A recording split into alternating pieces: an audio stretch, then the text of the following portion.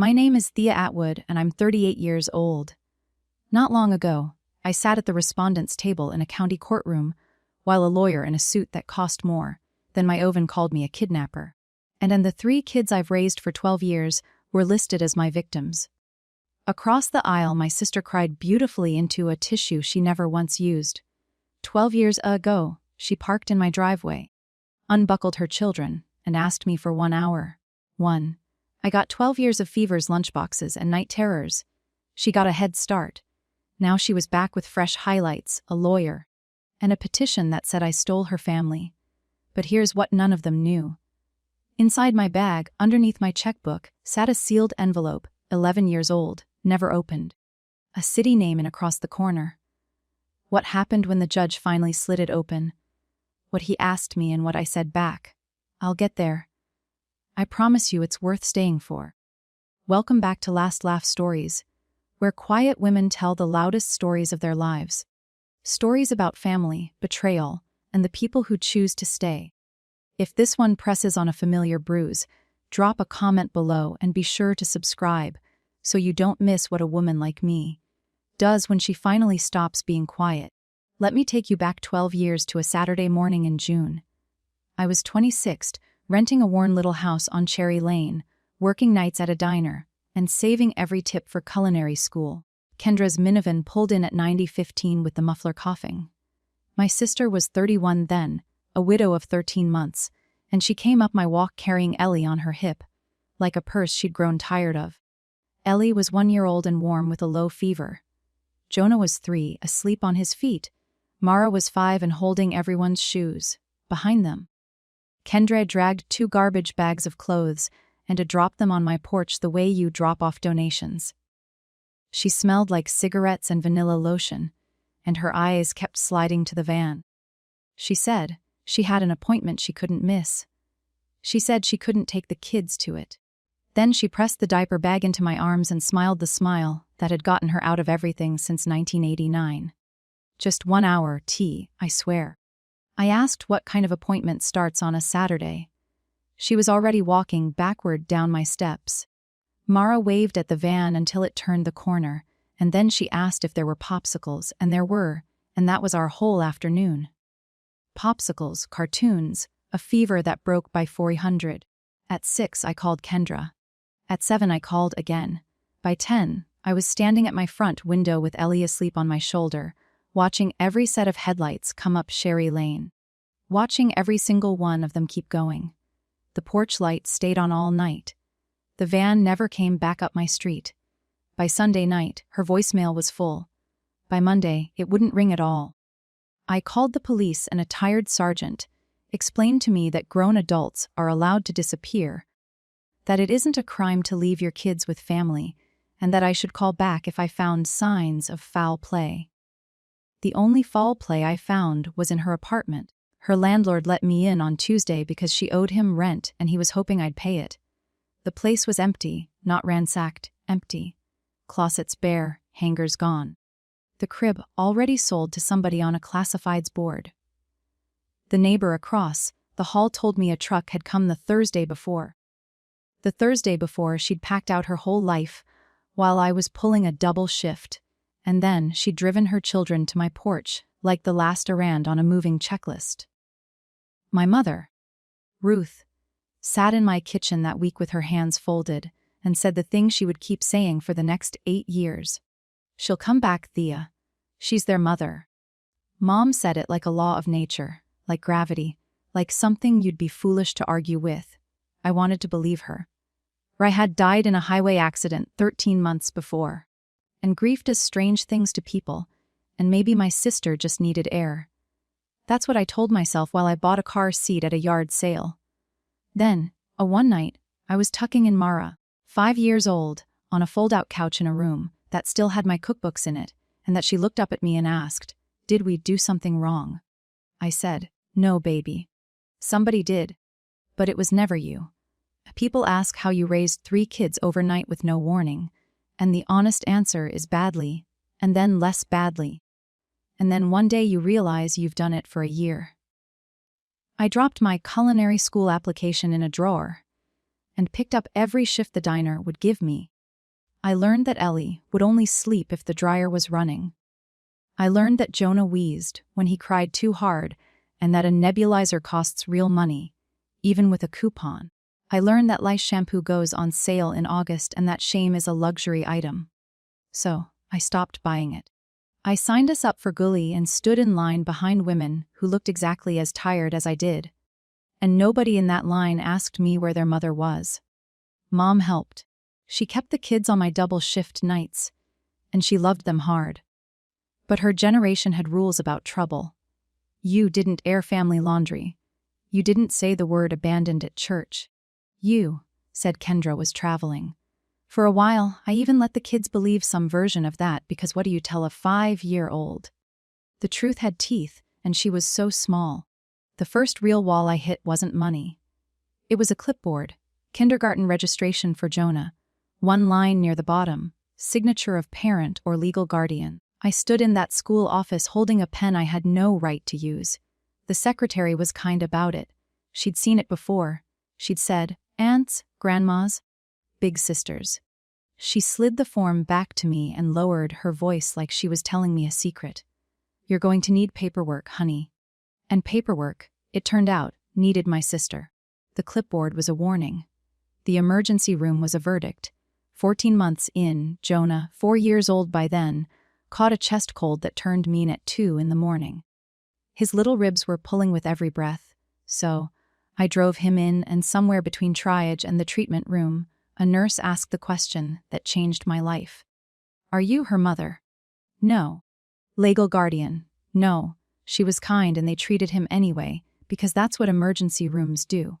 But a hospital social worker found me in the hallway at 4:00 a.m., with a folder and a gentle voice. And she explained my situation in plain English. I had no legal standing, none. I couldn't consent to surgery if it ever came to that. I couldn't enroll them, insure them, or defend them. And if the wrong person ever made the wrong phone call, the county could scoop up all 3 kids and place them in foster care while the system sorted out what I was to them. Strangers' houses, maybe separate strangers' houses. I sat in my car in the parking garage while the sun came up and Jonah slept against the window. And I made the first cold decision of my life. Monday morning, I hired a lawyer into town. She said the cleanest road was legal custody through the juvenile court, and the cleanest version of that road ran through Kendra's signature. Nobody had heard from my sister in 14 months. So, I hired a private investigator too. One's $800, half up front. He found her in 9 days working a lounge outside Tulsa under her maiden name. I emptied my culinary school fund, arranged 2 days off, and drove 900 miles. She met me at a motel off Route 66 because she didn't want me seeing where she lived. 14 months, and my sister looked both better and worse. New acrylic nails, an expensive jacket, and eyes that had checked out of our family like it was a room she'd already paid for. I set the papers on the little table by the window. Consent to legal custody. A notary was coming at 3. The lawyer had arranged it with a mobile service. Kendra flipped through the pages like a menu. She didn't ask about Ellie's fever or Jonah's lungs, or whether Mara still held everyone's shoes. She asked what was in it for her. I want to be careful here because this is the part of the story I kept sealed for 11 years, and I'm still going to keep it sealed a little longer.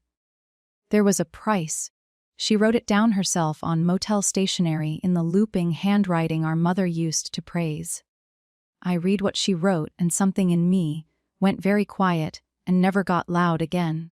I paid it. The notary came at 3, watched her sign, stamped the seal, and while I was sliding the folder into my bag, Kendra lit a cigarette and smiled at me through the smoke. You always wanted to play house with my kids. Congratulations. I stopped at the door. I told her the truth. Level as a shelf. I'm not playing anything. I'm just the one who stayed.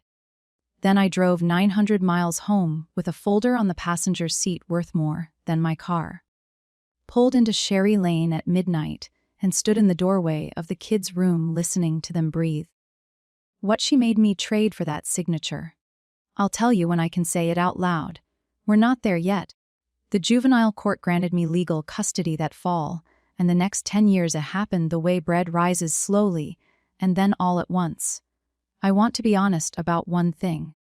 I did try to close the door for good. 5 years in, I filed to terminate her parental rights so I could adopt them outright. It cost me $4,000 in fees, and it died on the table because Kendra hired an hourly lawyer just long enough to object and then evaporated again, and the case stalled out on service and searches until the court dismissed it for want of prosecution. The law leaves a door cracked for mothers. I learned to sleep next to a cracked door. Life got good anyway. I opened the Bluebird Bakery 6 years ago with a small business loan and a used mixer named Gladys. I bought the house on Cherry Lane 5 years ago. The same house because the kids had already survived enough moving. I packed something like 4,000 lunchboxes. I sat through stomach flu, a broken wrist, 2 science fairs, and 1 middle school heartbreak that required emergency pancakes. The kids called me T, and I never asked for more than that. And every year, always in June, 1 blank postcard showed up in my mailbox. No signature, no message, a beach in Florida, a casino in Nevada, a mountain somewhere cold. The first one scared me and I called my lawyer. There was nothing to do about a blank rectangle. So, I stopped showing anyone, and I kept them in a rubber band in the junk drawer, and I tried not to understand what they meant. Somebody out there knew our address. Somebody was keeping track of us. 1 postcard a year saying nothing at all. 8 months ago, my mother had a stroke at her kitchen table with a crossword half finished and the kettle still warm. She was 71. At the funeral, Ellie held my hand so tight my ring left a mark. And I kept thinking Mom died still believing her other daughter would walk in late, the way she was late to everything. She didn't come. The will was simple, and it shocked no one who knew Mom's last years. The farmhouse on the edge of town, and $300 under insurance and a lifetime of not buying anything went into a trust for her 3 grandchildren for college for their start in life. I was named trustee. Kendra's name appeared exactly once in a sentence lawyer's right when a person has been thought about and decided against. But here's the thing about probate that nobody warns you about. The law is thorough. An estate has to notify the heirs, even the disinherited ones, even the missing ones. So, a statuto notice went out by certified mail to my sister's last known address. Forwarded who knows how many times like a flare, fired over a dark ocean for 3 months. Nothing. I probated the estate, mowed the farmhouse lawn, kept the trust accounts clean enough to eat off. I let myself believe the flare had sunk. Then, on a Tuesday in March at 10 in the morning, a rental car parked in front of the Bluebird Bakery, and a woman stepped out in a white coat and sunglasses, and my hands knew her before my eyes did, because they went cold against the proofing pans. 12 years, not a call, not a birthday card, not a word at our mother's grave. She pushed open my door like a customer and said, "Hello, T." She looked expensive and rented at the same time, like the car. The coat was white wool. The kind you wear when you've never carried a toddler with a nosebleed. And under the salon polish, she was still my sister. Same chin, same way of tilting her head when she wanted something. The morning rush had cleared out. It was just me, the ovens, and 12 years walking toward my counter. She did it well, I'll give her that. Her eyes went shiny on cue. She said she'd been sick. That she'd been getting better for a long time. That she was finally in a place. She actually said in a place where she could be what her children needed. She said she'd thought about them every single day. I looked at her nails while she said it. Fresh French tips. I thought about the junk drawer full of blank postcards, and I asked her one question. Where were you when Mom was buried? She blinked, and for half a second the performance stuttered, and I watched her choose not to answer. Instead, she leaned on my counter, lowered her voice, and got to it. I want my babies back. T-babies. Mara is 17. Ellie was doing pre-algebra homework 2 blocks away in a bedroom I painted twice. I felt the old heat come up my neck and I set it down because I'd had 12 years of practice setting things down. I told her the kids had school, routines, and a life, and that none of it was going to be renegotiated over my pastry case. If she wanted to talk, there were proper channels. She smiled then, and the shine in her eyes dried up like it had a switch. "You'll hear from someone," she said. And a week later, I did. The someone was a process server who apologized twice, and the papers came in 2 layers like a bad cake. Layer 1. A petition to give Kendra custody of Jonah and Ellie, and to haul me into court over Mara's senior year. Her lawyer was a man named Martin Voss, and his petition used words the way tabloids use headlines. It said I had obtained custody through a forged consent, that her signature, the one I drove 900 miles for, was fake. It called the last 12 years a wrongful retention. In one paragraph, the one written for the local paper to quote, it used the word kidnapping. Layer 2 arrived at the courthouse the same week. A challenge to our mother's will, claiming I had poisoned a sick old woman's mind against her firstborn, and that second filing was the one that told me the truth. Because if the will fell, the trust fell with it, and if Mom died with no valid will, her estate would be split between her 2 daughters, and the kids would get nothing, and Kendra would get half a farmhouse and half of $312,000. The custody case was the violin. The will case was the wallet. 3 days later, a sheriff's deputy parked outside, the Bluebird at lunch hour, to ask me polite questions about custodial interference. And even though he closed the complaint within the week, my custody order took him 4 minutes to verify. Half the town watched that cruiser sit in front of my shop. Before I tell you what her lawyer did next, if you've ever raised a child who wasn't yours or loved someone who mistook your kindness for weakness, tell me in the comments where you're listening from, and subscribe, because the next part is the reason I'm telling this story at all. I told the kids on a Sunday night over meatloaf with the words I'd rehearsed against the shower tile. Your mother is back in town. She's asked to court to look at where you live. There will be a process and grown-ups will handle it, and nothing about tomorrow changes. I kept my voice level like reading a recipe. The kids did not. Jonah, 15. Shoved back from the table so hard his chair caught the wall and said she could. I won't repeat what she could do, and went out to shoot baskets in the dark until the neighbor's porch light came on. Ellie, 13, went the other direction, and hers was worse. She got very still and her ears went pink, and she asked, "Does she want to meet us?" Hope. That's what was in her voice. Hope with the safety off. She was one when the van drove away. Her mother is a story other people tell. And Mara, 17, arms folded, watching me the whole time like a poker player. When the little ones were gone, she stacked the plates. And without looking up, she asked, why did she leave? The real reason. I gave her the answer I'd been giving since she was 5, the smooth stone I'd sanded for a decade. She got lost, honey. Some people get lost. Mara set the last plate down carefully, like it might go off, and looked at me with our mother's eyes. I'm not 5 anymore, T. She went upstairs. I stood in my kitchen with my hands and dishwater gone cold, understanding 2 things at once. My kids were about to be fought over in public, and the story I'd built to protect them had started to rot right under the floorboards. The first hearing lasted 40 minutes, and Martin Voss performed for 35 of them. He's a tall man who wears grief on behalf of his clients, and he stood in front of Judge Alan Hollis and called my life a kidnapping in slow motion. Your Honor, my lawyer, Carmen Rees, put the custody order on the record along with the deputy's closed complaint, and that killed the criminal talk in one motion. You cannot steal what a court handed you, but civil court is a different animal, and Voss knew it. The forgery, claimed, did exactly what it was designed to do. A signature can't defend itself. It just sits on the page while a stranger calls it a lie. The judge ordered a handwriting expert, appointed a guardian ad litem named Dana Winters to speak for the kids' interests.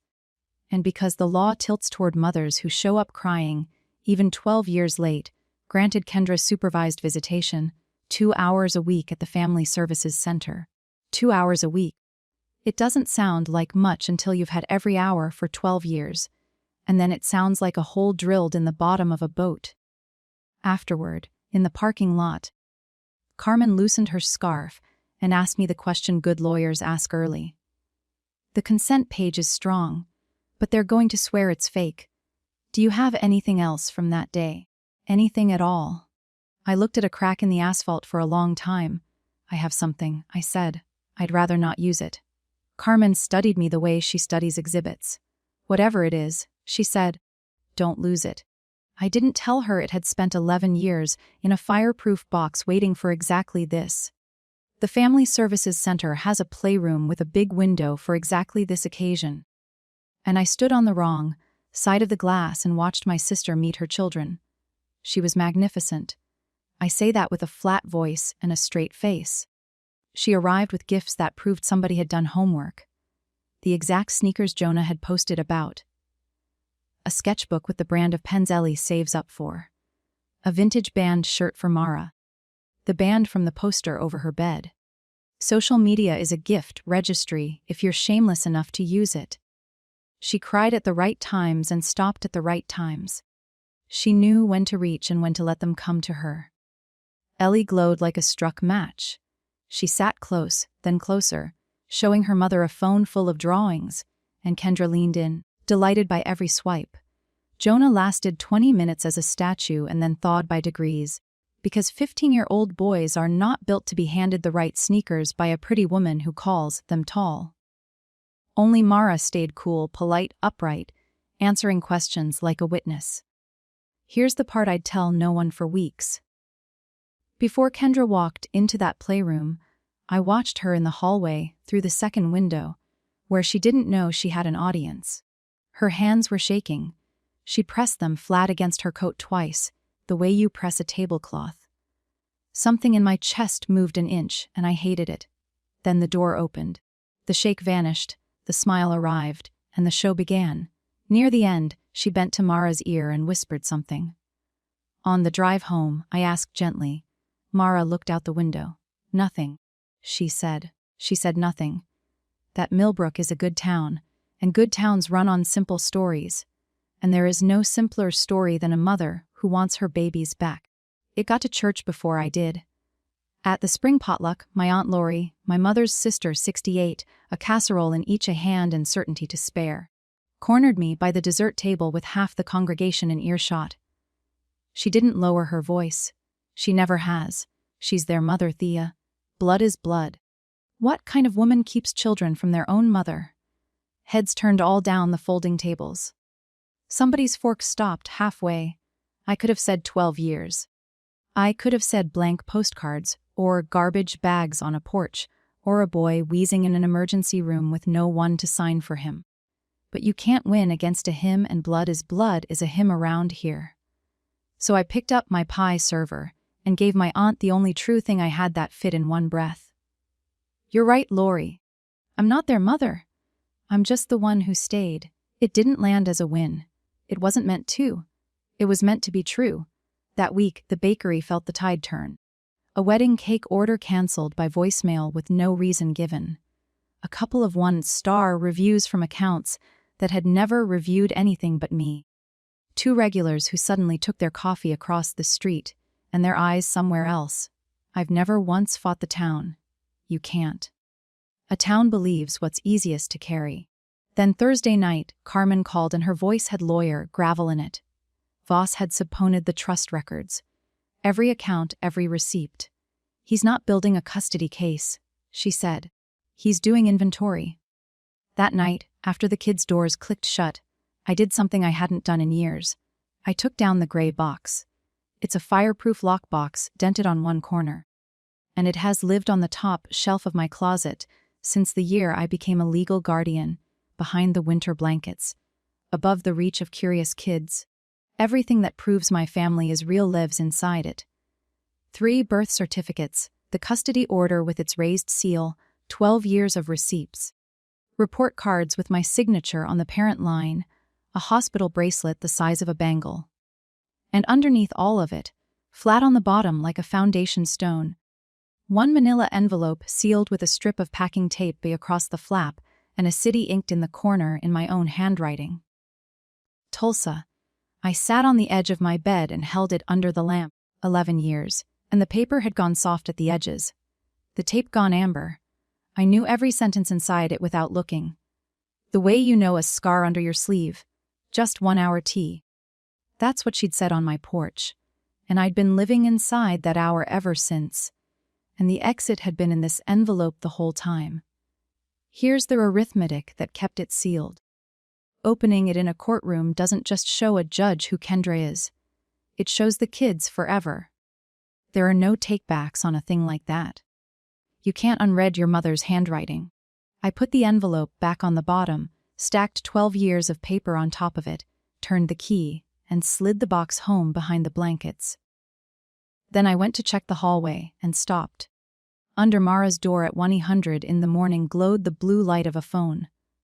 2 Saturdays later, I found out who the phone was talking to. I was delivering a sheet cake across town when I saw them through the front glass of Wur's Diner. My niece in the corner booth and across from her in sunglasses she didn't need indoors. My sister, no caseworker within miles. Unsupervised contact in violation of a court order barely a month old. On the table between them sat a small wrapped box with a ribbon, sliding across the formica under Kendra's manicure like a chess move. I didn't slam through the door. I want credit for that someday. I walked in, said good afternoon to both of them, and told Mara the cake in my van needed a second pair of hands. Kendra didn't argue. She sat back with a small smile and let me collect my own kid, and that smile followed me out the door like a hand on my back. In the van, Mara held the wrapped box on her lap and stared at the windshield. 17 and furious and scared.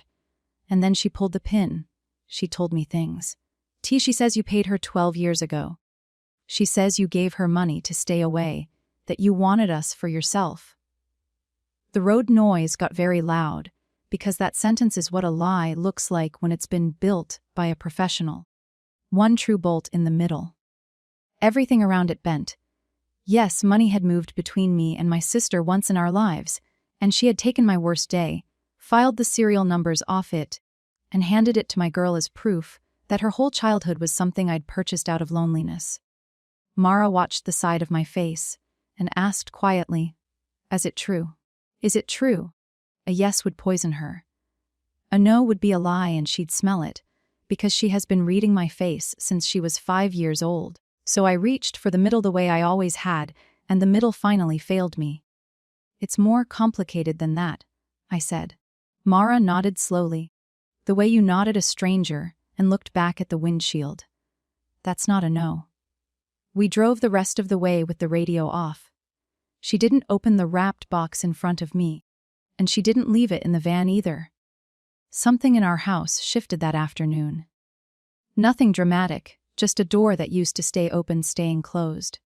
A girl who used to talk to me, chewing everything twice before saying half of it. Silence, it turns out, charges interest. Monday, I sat in Carmen's office and told her about the diner. She straightened like a bird dog, an unsupervised meeting arranged behind the court's back with a gift. That's a violation. That's leverage. We report it today, and it stains Kendra in front of Judge Hollis. Then she saw my face. Reporting it meant affidavit. It meant Mara summoned into a hallway with lawyers made to testify about her own mother turned from a 17-year-old into Exhibit C. That is Kendra's way of using children, and it has never once been mine, and I wasn't going to learn it now just because it worked. I told Carmen no. She rubbed the bridge of her nose and said I was making her job harder and her respect for me inconvenient. "Fine," she said. "Then we need something else. And you keep telling me you have something else." So the question became, when I go to the cemetery on the first Sunday of every month. Moms stone and then raise because somebody should, and the kids come at Christmas and birthdays.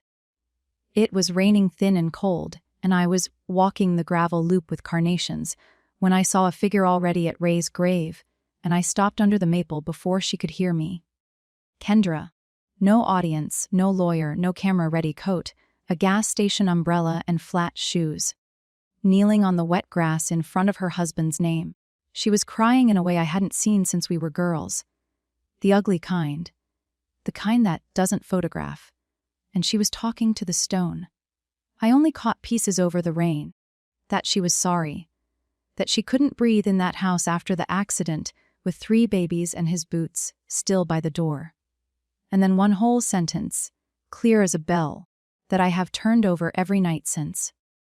After the first year, there was no version of me coming back that wasn't a monster. So I stayed gone. I stood under that maple with carnations going heavy in my hand. And for one long minute, I saw the whole thing from inside her skin. 31, widowed, drowning. Raised her entire life to be the pretty one somebody rescues, and nobody left to do the rescuing. I almost stepped out. I almost said her name the old way without armor in it. Then she stood, brushed the knees of her pants, looked down at Ray's stone, and her voice changed back into the one from my bakery. That house should have been half mine. She told her dead husband. Mom owed me that.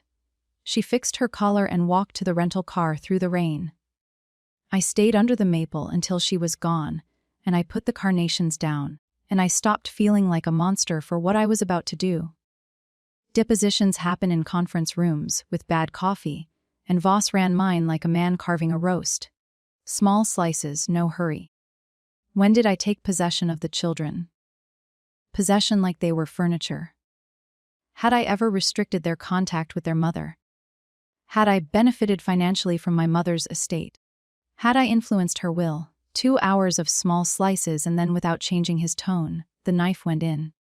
Miss Atwood, did you ever pay my client money? The room went still. Carmen's pen stopped. And this is what people don't understand about oaths. The truth doesn't check first whether it will be used fairly.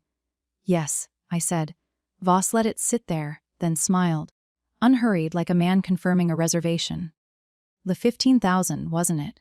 Wired out of state. No further questions today. And I watched the story assemble itself in that little room. The story he would tell a courtroom soon. The story Kendra had already whispered to my niece as an inoculation. A lonely woman, aging out of her chances, wanted a family. She found her widowed sister at rock bottom, waved 15,000 at her grief, bought her signature, and helped her disappear. Then played the martyr for 12 years on the strength of it. It was elegant. It was obscene. Every fact in it was mine, and every joint had been rewired to bear the opposite load. In the parking lot, Carmen was quiet for a while. And then she asked the question she'd been circling for a month. This thing you have and don't want to use. Does it answer that? I looked at her over the roof of my car. It answers everything, I said. That's why the kids can never see it. Carmen held my eyes. Thea, after today, the question is no longer whether they hear it. It's whose mouth they hear it from. Carmen laid it out for me the next morning with legal pad honesty. Option 1, produce the envelope. It rebuts the forgery claim. It reframes the money, and it likely ends both cases. And it enters the public record, discoverable, quotable, permanent, where 3 kids with library cards and we will someday read every line of it. Option 2, keep it sealed and fight on character. 12 years of receipts against a mother's tears in front of a judge, trained by law and habit to give mothers the benefit of the doubt. She didn't tell me which one to choose. Good lawyers don't. They just make sure you can't pretend you didn't know the prices. That same week, Dana Winters came to do her guardian ad litem interviews. A calm woman with sensible shoes and a canvas tote. Court appointed to speak for the kids. She toured the house. She saw the growth chart penciled inside the pantry door, the shelf of science fair ribbons. She talked to each kid alone in the living room with the door cracked per protocol, while I stood in the kitchen not listening so hard my ears rang. Jonah came out in 8 minutes. Amara took 20 and left with her jaw set. Ellie took half an hour and came out with her sketchbook hugged to her chest and found me by the sink. She stood there a second balancing on the edge of something. Then she asked at tea, did our mom ever try to come back even once? 12 years of protecting her and the kindest sentence I had ever built for her. She got lost. Honey. Stood in my throat and refused to come out because Mara was leaning in the doorway watching me, and one more smooth stone would cost me both girls. The mail saved me. I am not proud of that. Certified letter. Voss's office. The letter was titled Confidential Settlement Proposal, and it was the most honest document Kendra ever sent me. because it had numbers in it instead of feelings. Here is what my sister offered. She would withdraw the custody petition. She would drop the will contest. She would sign a full permanent surrender of her parental rights, consent to adoption, notarized ironclad the document I had chased for a decade. In exchange, an 80,000 from me personally, not the trust my lawyer flagged. Because even Voss knew, better and my resignation as trustee of the kids' money, in favor of a neutral corporate fiduciary. Carmen read it twice and said in her flattest voice that it was the cheapest piece anyone would ever offer me. She wasn't wrong. 80,000 was the bakery's line of credit plus most of my house equity plus every dollar I'd saved since. Painful possible and then done. No trial, no exhibit. No 13-year, old girl reading her mother's handwriting in a court file. Ellie would keep her soft, focused mother, who got lost. Mara would never have to watch me prove what I paid for. The envelope could rot sealed in the gray box until I died, and all it required was for me to do the exact thing I did 11 years ago at more than 5 times the price. Pay her, seal it, call the silence protection, and wait for the next certified letter, in 5 years or 10 when the silence came up for renewal. The $80 for my family to stay mine. Would you have paid it? Be honest with me. Comment yes or no below and subscribe before you decide, because what I chose instead changed all 4 of us. I told Carmen I needed 1 night. She said take 2. I only needed the 1. I sat at my kitchen table that night with the checkbook open and the lamp making a little island of the whole decision. I'd already done the math on a bakery napkin. I could cover it barely ugly with the line of credit and a second mortgage. And my hand knew how to write the numbers. My hand had done it before. I sat there so long the furnace cycled twice.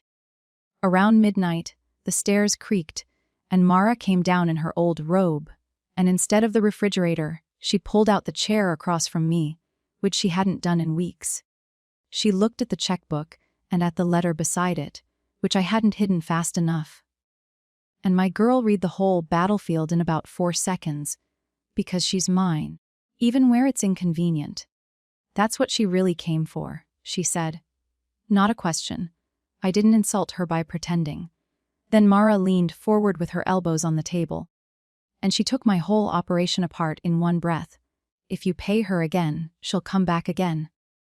You know that, right? Again, the word sat between us with its shoes off completely at home. And I understood that she'd known since the diner, maybe before, and had been waiting to see what I'd do with the truth this time.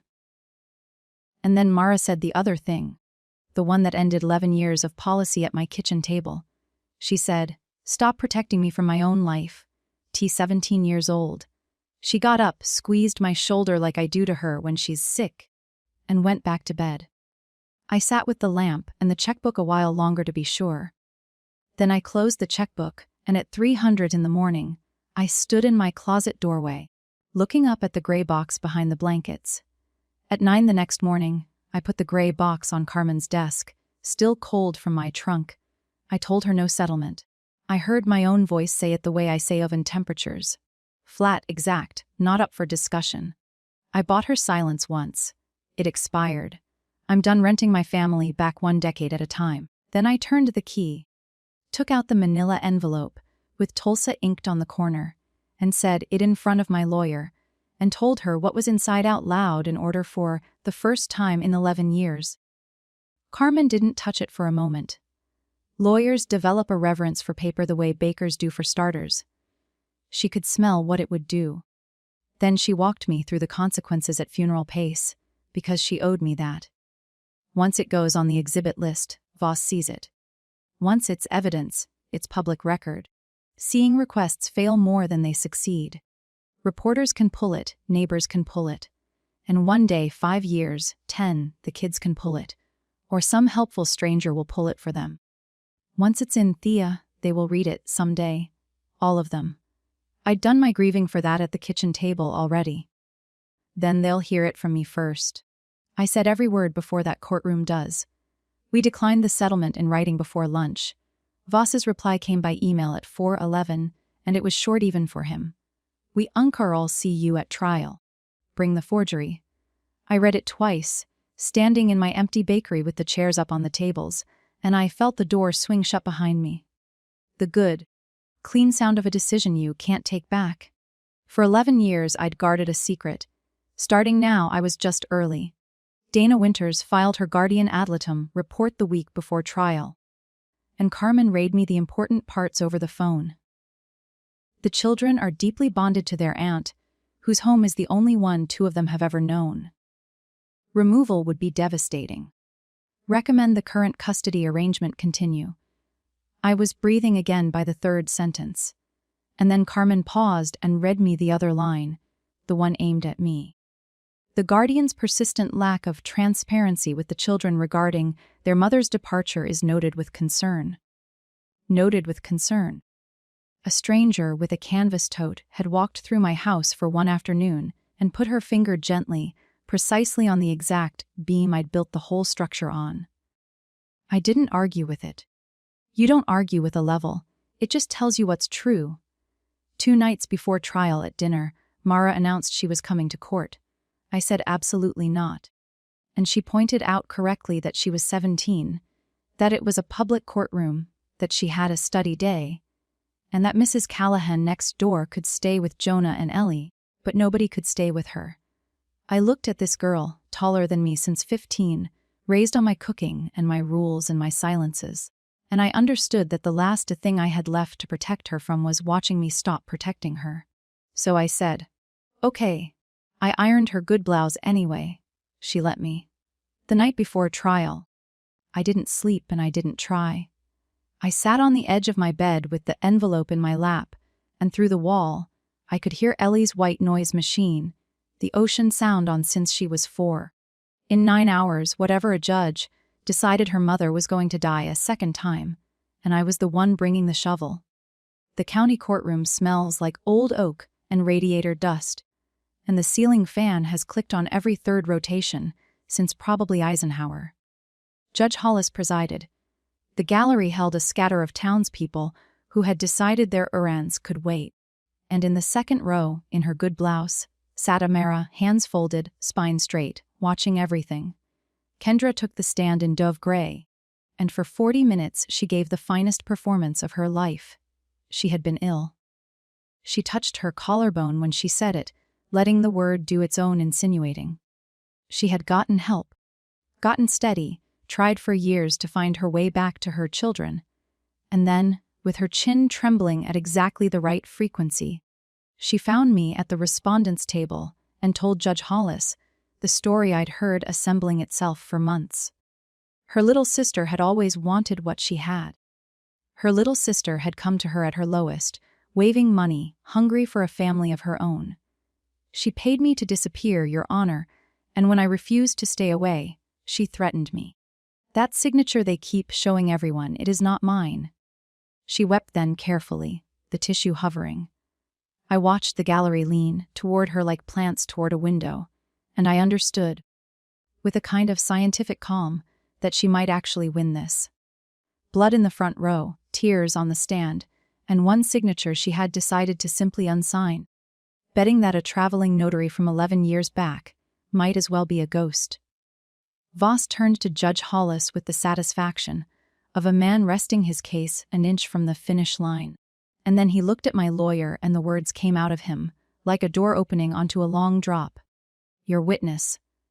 Carmen walked me through the honest inventory first. The custody order, the school records, the medical files, 12 years of my signature on the parent line of a child's life. Then Voss got his turn and he came at me pleasantly. The way you'd approach a pie you intend to do drop. Wasn't it true I'd struggled to have a family of my own? That I'd located his vulnerable, grieving client through a private investigator. That money had quietly changed hands. He built each question one brick higher, and then he set the last one down with the flourish he'd been saving all trial. Isn't it true, Miss Atwood, that you bought yourself 3 children for the 15,000? The fan clicked. Somewhere behind me, a purse zipper went still. I looked at Mara in the second row, my girl in her iron blouse, who had told me at a midnight kitchen table to stop, protecting her from her own life. Then I looked at Judge Hollis, and I heard my own voice come out level. The voice I use when the ovens are on fire and panicking is a luxury. No, sir, and I'd like to enter something into evidence. Vos objected on principle. Carmen was already at the bench with the exhibit list where it had sat for weeks. Respondents Exhibit 14 disclosed, described, fought over in 2 motions a Voss had lost. The original sealed by agreement until it was offered through my testimony. Judge Hollis waved them through the lawyer Weather and let me speak. It's an envelope, Your Honor. It's 11 years old. I sealed it in a motel outside, Tulsa, the day my sisters signed that consent, and I have kept it sealed ever since because of what it would cost 3 children to read it. The bafe carried it up, and the courtroom watched it travel like it was lit. I found Kendra's face while it moved. She had gone the color of unbaked dough. For 11 years, she had banked on my silence. She was watching the account close. She asked me for 1 hour, I said to the judge, but not only to him. I gave her children 12 years. The rest of that story is in your hands now. Judge Hollis is a heavy-set man with reading glasses on a chain, and he opened my envelope with a letter knife, unhurried, the way judges do everything. 3 things came out onto the bench. The first was the notarized consent. The original seal raised signed in blue ink while a notary and I both watched. The twin of the copy Voss had spent months calling a forgery. The second was a wire receipt dated the same week. The $15,000 drawn out of a savings account labeled, in my own optimistic handwriting, for another lifetime, culinary school. The third was a single sheet of motel stationery, and I watched him read it, and I knew every loop of the handwriting he was reading because I had read it 10,000 times. Before I taped the flap, you want papers, 15,000. And I'll sign whatever you put in front of me. Don't come looking for me again. Tell them I'm dead if it's easier. The courtroom was silent, but courtrooms are often silent. This was different. This was the silence of a man behind a bench reading a mother's price list. Judge Hollis read it twice. I watched his eyes go back to the top and walked down again slower, as if the words might behave better on a second pass. Then he took off his reading glasses, folded them, and looked at Kendra for a long moment, and she looked at the exit sign. And then he looked at me and Judge Alan Hollis, 22 years on the bench in that county, asked his question into the quietest room in the Ohio. Miss Atwood, do they know? The fan clicked. In the second row, my daughter. I'm going to call her that now. I'd earned it by then.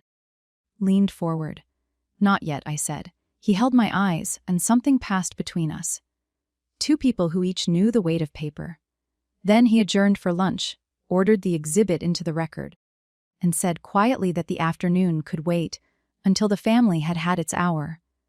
There's a conference room off the courthouse hallway with a wobbly table and a window painted shut, and that's where my family actually happened, more than in any courtroom. Mrs. Callahan drove Jonah and Ellie over from school when I called. Mara was already there, arms crossed, pacing. I sat the 3 of them down and I put copies of all of it on the wobbly table face down, my hand flat on top. And then I paid the bill I'd been running from for 11 years. I told them about the clipboard and the emergency room, about a boy who wheezed and an aunt who legally did not exist. I told them about the private investigator and the motel outside Tulsa and the papers on the little table and the blank postcards in the junk drawer.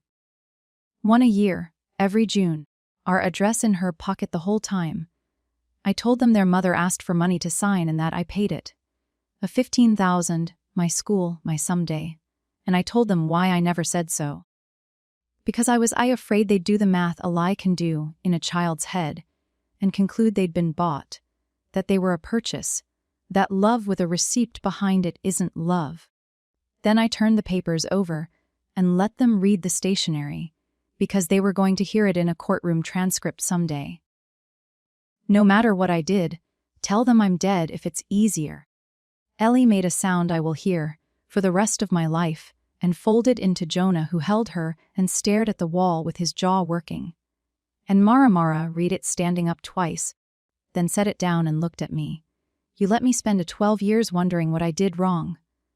Quiet, not a shout. The shout would have hurt less. You knew and you let me wonder. I didn't defend myself because she was right and because I finally understood the flaw in the load-bearing beam. I hadn't only been protecting them. I'd been protecting me. The version of me that never had to watch their faces do what their faces were doing now. I treated the truth like it was mine to carry. I told the three of them. It was yours. I'm sorry. It took a courtroom to make me brave. Then I slid the copies across the wobbly table to Mara. All of them. And put the choosing where it should have lived all along. You decide when the little ones read the rest. You, not me, not a judge, not her. Ellie wiped her face on her sleeve and asked, the only question left in the world. Did you ever want to give us back? And I said, not for 1 hour. The afternoon session took 40 minutes, and Kendra's case died quietly at a table, the way paper kills things. With the original consent and evidence, a notary seal on the exhibit, and the court's handwriting examiner on standby, the forgery claim was no longer merely weak. It was perjury with a runway. Voss saw it. Lawyers can smell their own malpractice premiums. After a whispered conference, his client withdrew the forgery allegation on the record and conceded the signature was hers, which meant conceding the note, which meant conceding the price. Judge Hollis denied the petition from the bench. He made a finding of abandonment. 12 years, he said, without one phone call. A $1 or one birthday card is not an illness or an estrangement. It is a decision renewed daily. He said the word decision like a gavel. The will contest went with it. You cannot claim your mother was poisoned against you while your own handwriting sits in the record, explaining exactly how she came to be. And he looked at my sister for a long moment and told her that the court had rarely seen a parent better served by a child's guardian than she had been at her own asking price. No prison, no cuffs. Life doesn't give you that scene, and I'd stopped needing it. In the hallway afterward, Kendra came past us with Voss a careful 3 steps behind. She slowed when she reached Mara. My girl stood very straight, holding her grandmother's posture and my ironing, and she looked at her mother the way you look at weather moving off. Kendra's mouth opened, and whatever was in it, she swallowed. She turned to me instead, and for 2 seconds, the performance was gone, and it was just my sister, tired 43, holding a purse in both hands. You were always better at keeping things than me, she said. Even them. Then she walked out through the double doors into the June light, and the 3 kids watched her go, and not one of them moved a foot in her direction. The clicking fan was louder than their goodbye. 6 weeks later, with the abandonment finding on the books and Dana Winters' blessing in the file, Carmen filed to terminate Kendra's rights and start adoption proceedings for Jonah and Ellie. Nobody objected, nobody appeared. The certified notices came back signed by a stranger at a mail center in Nevada. Mara turned 18 that October, which meant she'd aged out of the whole question until she sat down at my kitchen table on a Sunday night, slid a printout across to me, and said, "File, 1 for me, 2. Adult adoption. It exists." She'd researched it herself the way she researches everything with 16 tabs open. "And change my last name while you're at it," she said. And then because she saw my face, she looked at her hands and finished it. "You're not just the one who stayed tea. You're my mom. The paperwork's just late." The paperwork was 12 years late, and I signed it anyway. And I did not manage to do it with a steady hand, and no one at that table held it against me. The gray box lives on the counter now, unlocked, empty mostly. The originals belong to a court file in the county seat, and the copies belong to Mara, who keeps them where her sister can't stumble on them yet, and asks Ellie's therapist, not me, when the time might come. That was her call to make. We don't keep each other's truths in this house anymore. We just keep each other. In June, a letter came addressed to all 3 kids in looping handwriting, postmarked Nevada. I didn't open it. I didn't screen it. I set it on the kitchen table with the bills, told them what it was, and left the room, and left through the door. I heard the 3 of them decide together, voices low.